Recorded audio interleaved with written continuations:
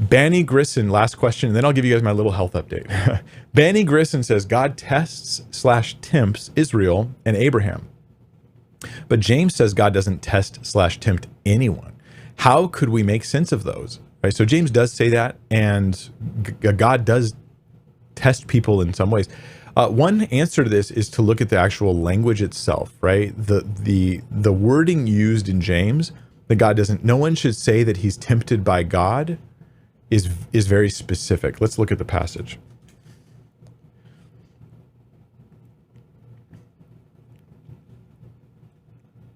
Here it is. Let no one say, verse 13 of James 1, let no one say when he's tempted, I'm being tempted by God. What is this temptation we're talking about? We're talking about temptation to sin.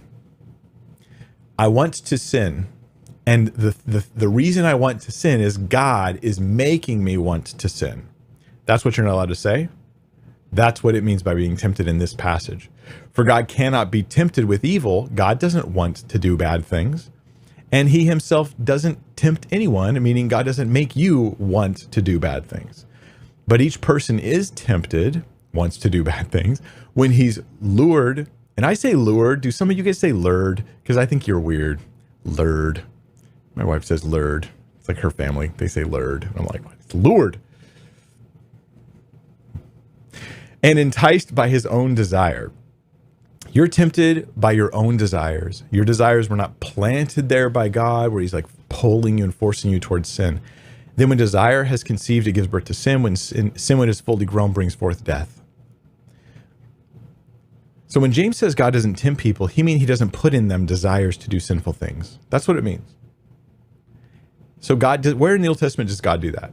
Does God, he tests Israel to see if they're faithful, give them opportunities to demonstrate what's in their heart. Are you faithful? Are you not? Abraham with Isaac, he's going to give him an opportunity to demonstrate what's in his heart about loving God. But he never plants wicked desires in the hearts of people in order to be tempting them. So I think that when you understand the context of James 1, and you don't just take the word tempt or test and then use it everywhere else it's used, the word test especially, maybe that's the distinction is, simplest way to put it is, God doesn't tempt you, but he can test you.